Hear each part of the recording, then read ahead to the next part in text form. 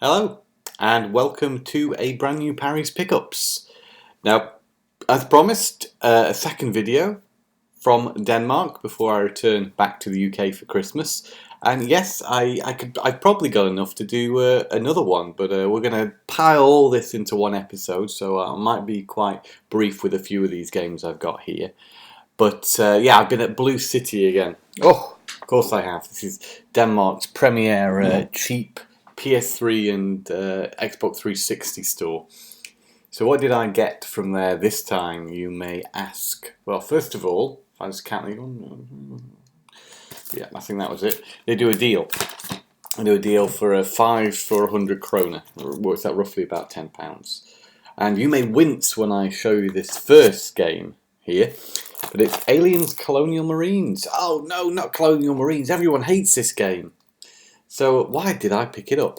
Well, I've actually played this game before. I have a digital version for the PS3. And yeah, quite enjoyed what I played of it. Sorry, but I did. And yeah, I wanted to free up a bit of space on my PS3 so I could finally download my Zone of Enders HD collection, which has always... I've never been able to download it because I've never had enough space, and it's always been the game that's been left unplayed because of all the other gump on my... I say gump, I've got a lot of...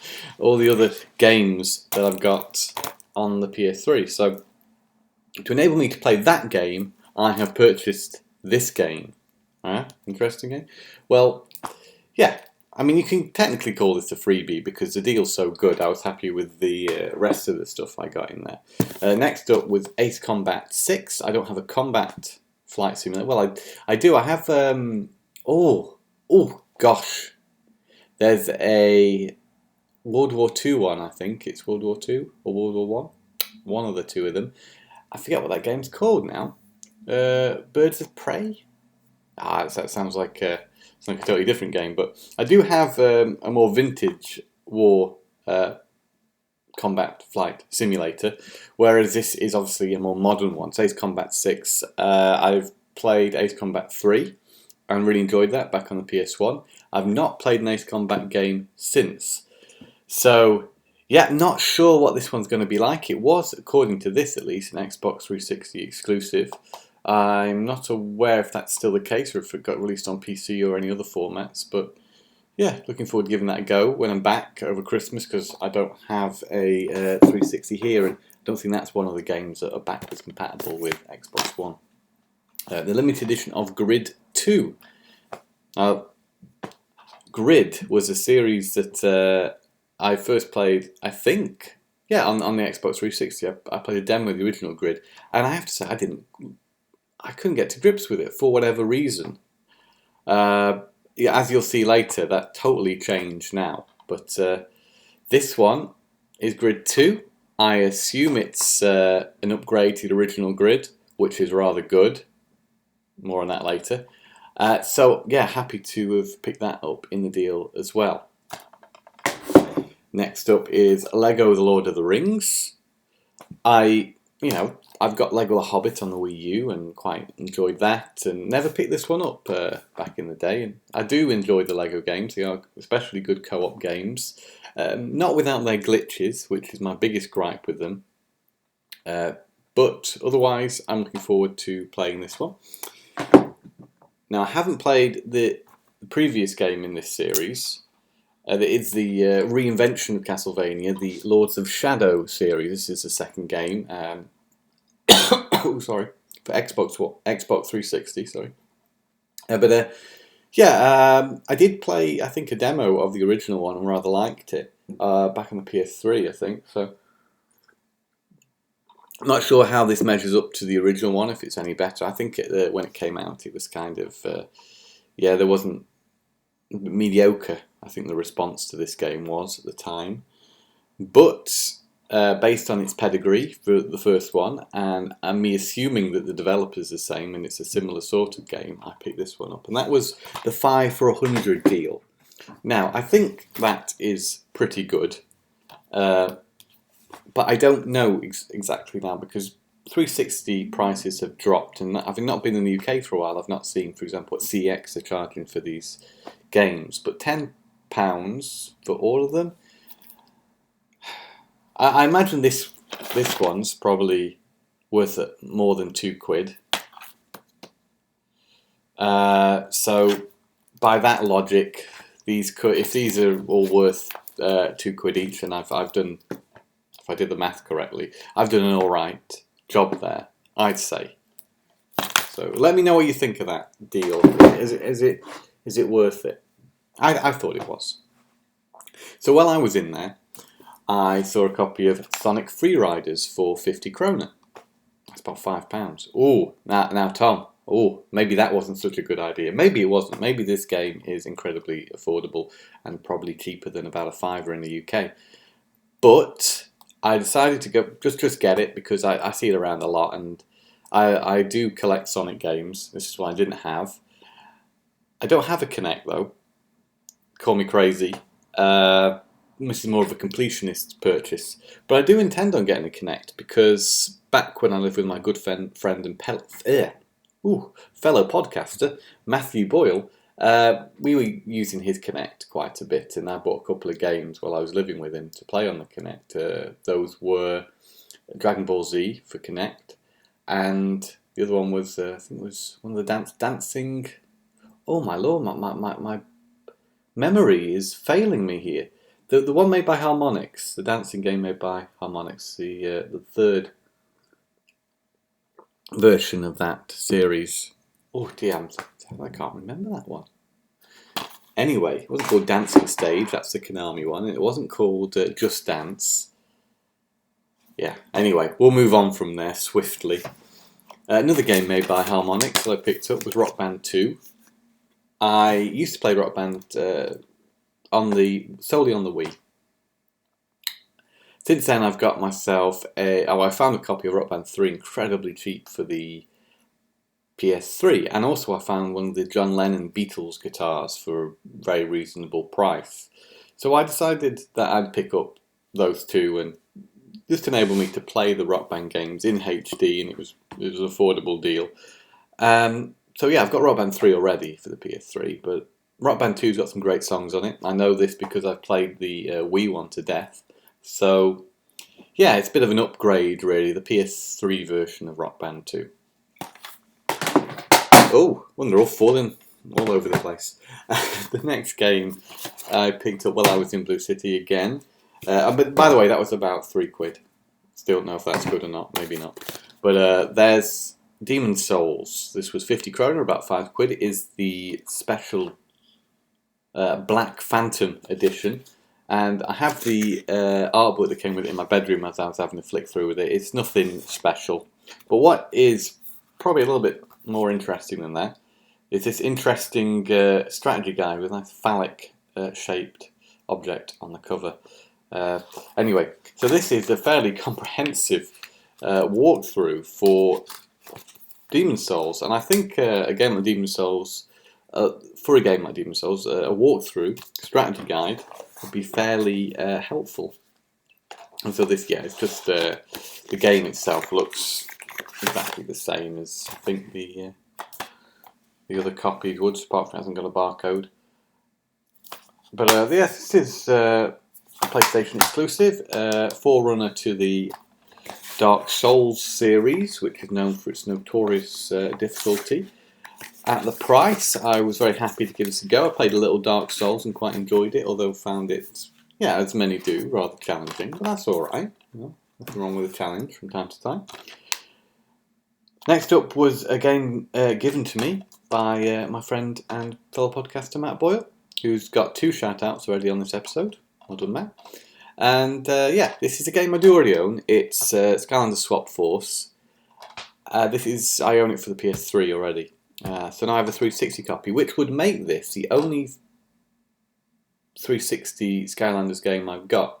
So officially now I have a Skylanders game on most modern formats. Of course, I've got all the 3DS games. I've got the original Skylanders on the Wii. I've got Skylanders Giants on the Wii U. I've got Swap Force, previously only on the PS3. What came after Swap Force? Gets a little bit confusing now. Is it Superchargers? Superchargers, I've got that on the Wii U again. Trap Team, I've got on the Xbox One. And as you'll see in a moment, they also have the latest Skylanders Imaginators game. But here we are. So now, if I really wanted to, I can play it on the 360. I hope that at least one of the portals I've got works with the 360. I imagine there's a good chance of that happening. And look at this. Yeah. If I sit like there, I've got some sort of halo from the light. Anyway, moving along swiftly. Here is Ninjago, Shadow of Ronin. Ooh. Now I picked this up because, for those who don't already know, I work at LEGO, and for a time I worked on the Ninjago project, and I designed a few minifigures and stickers, and was heavily involved with around the period that this game was being produced. So a few of my minifigure decorations are in this game, namely Master Chen. For those not familiar with Master Chen, he is a villain of the Anacondrai saga in Ninjago. And yeah, fairly proud of that character and some of the other ones that I helped design. So yeah, that's why I picked this one up. And I think it was only between 40 and 50 krona. So yeah, very affordable game for the Vita. Can't play it yet because I left my Vita in the UK when I was last back there. Another handheld game, and one I can talk about in a little bit more detail, is Pokemon Moon. Yes, I am. For those again who don't know, I'm a Pokemon fan. I enjoy playing the games, have done since the originals, and yeah, I've never got bored. Well, I say I've never got bored of them. There was a time around Pokemon Diamond and Pearl where I kind of felt like, oh, hang on, this is sort of the same thing. I'm playing the same game over and over again. And then I dropped. I remember trading that in, I think, for Mario Kart at the time. But since then, I got it back. I jumped back on the bandwagon. I bought Black and White, and yeah, never looked back since then. I think it was Soul Silver that really got me back into it, because that is an incredible game and incredible reworking of an already classic game. This one is really good, and it doesn't. I think this was an important Pokemon game, because they could have easily made a game that was just like all the rest. You know, you go through several gym battles with gym leaders and collect badges and then do the Elite Four. This one, they decide to shake it up. They take you to a totally different location of a tropical island of Alola, where there are some funky new Pokemon. I won't say that the new Pokemon in this game are among some of my favourites. I think Black and White for me had some fantastic additions, whereas this one, there's a couple that I really like. What is interesting is you've got the Alolan versions of Pokemon, so you have Alolan Raichu and Alolan Raticate, Rattata, and all these Pokemon, so they're reimaginings of the Pokemon you already know, so that's cool. I didn't anticipate they were going to do that. The game plays, as I was saying, a little bit different. You don't have gym leader battles, you have trials, but they sort of end up with you fighting some sort of gym leader type character, but before that you get a little unique trial to do. Before we had the puzzles in the gyms, but this time you get like little tasks. The first one is to find and defeat powered up Raticate by battling Rattatas in a cave, and the second one, well, the first and the second trials, because it's split up into islands, so each island has their own series of trials, and that's really cool. First of all, because you can kind of try and collect all the Pokemon on one island. You can take it one step at a time, and I really quite appreciate that new idea that you can kind of complete an area and then move on to the next area. But of course, you can't fully complete it because you haven't got the abilities you need to get to certain areas to catch the rest of the Pokemon. There's things you can get to by riding a water Pokemon, so you can ride across the water. In previous games, you do that with the Surf HM. HMs are non-existent anymore. You don't have to teach your Pokemon a move you're never going to use. So that's really great. Instead, you use a Pokepager to call a Pokemon to help you. You can ride on a Tauros, or you can ride on a Lapras. Tauros is sort of like, gives you the ability, Rock Smash would back in the old games. So if there's an area that's fenced off by rocks, use Tauros, you can charge through and get to that area. And of course, these ride Pokemon only come available to you at certain points in the game, as would the HMs in previous Pokemon games. But yeah, I'm going back to that second island to get another challenge, which is different from the first challenge. And I'm assuming the game will continue like that. Can't say much more. I'm about 12 hours in. I'm on the second island. I've done the first trial on the second island. Now, the second island seems to have more trials than the first one did, so that's interesting to note as well. And I'm trying to get as many of the new Pokemon in my team as I can. So, because what initially disappointed me about this game is you see a lot of familiar faces, which I'm sure for a lot of Pokemon fans is a very welcome thing. But for me, I was really looking forward to using a team of exclusively new Pokemon and seeing more of those types. So I've chosen my favourites now, and I'm trying to create a team based on my favourite Pokemon from this game. So it continues my Pokemon adventure. There's plenty of life left in this yet, and I must say I'm enjoying it quite a lot. Another game that I'm enjoying, but not got quite as far in as Pokemon, is Titanfall 2, which I picked up in a Black Friday week. So it was a week-long deal leading up to Black Friday at El Giganten here in Denmark. And they got this for 250 kroner, which works out pretty well, I'd say, for what is a reasonably new game.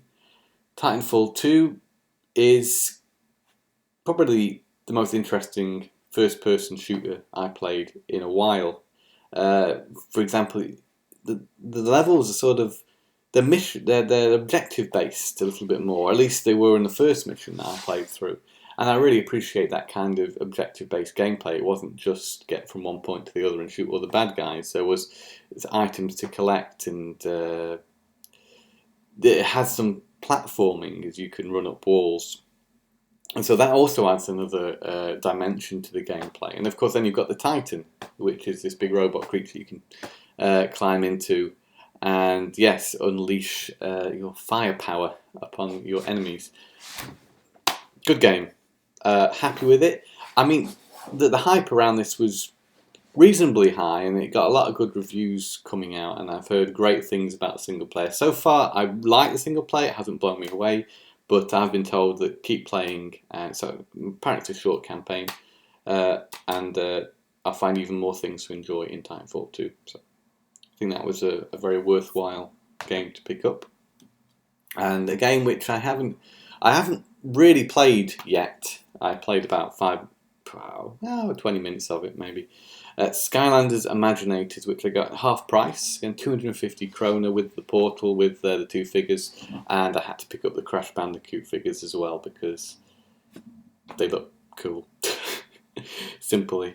So yes, this is the new gimmick is you can make your own Skylander. So you get one of these little capsules with it, which you can save a Skylander to. Now this is a fire one you get with it, so you can only create a fire Skylander, and you can only save one to each. So you can only have one on your capsule at a time. If you wanted to make another one, you'd have to delete that one. So yeah, and if you wanted to make anything other than a fire Skylander, then you'd have to buy the appropriate capsule. Of course, it's all a big marketing thing, but it's cool. I mean, I really like Skylanders games. This one seems to continue the quality the series has been known for, and that's a great thing. I like the new characters. You get two senseis with this one. You get this sort of Mayan kind of deity type character there, and you get the probably can't see that. You get the penguin dude, which is he's cool. Yeah, I think one of the reasons I like Skylanders so much is I like platform adventure games, and I like character design, and I like kind of games sometimes where they're a little bit simpler. I can just jump into them and play them for an hour, and not feel too stressed out or too taxed. These just sort of are quite relaxing to play and colourful and fun, and that's why I really like the Skylanders series. And before I continue, I nearly forgot to mention Race Driver Grid, which I also picked up from Blue City. It was about 30 kroner, I think, which it's an incredible racing game, really good fun. I'm surprised I like it this much because I remember playing a demo of it back in the day and not quite enjoying it that much. I had an issue with the handling. You can switch to a pro mode in this, And I think maybe I was playing in a pro mode before where I was struggling with the handling. As it is, without changing anything, this game is rather easy to control the cars, and the presentation is like Codemaster's other series, Colin McRae, the Dirt series. It's like a track version of Dirt, basically. And it's really cool. Your goal at the beginning of the game is to set up your own racing team. You need about £40,000 to do that, and you go through several races earning that money to start your own racing team so you can earn some real money, basically. And yeah, it's a really nice looking game, plays really well.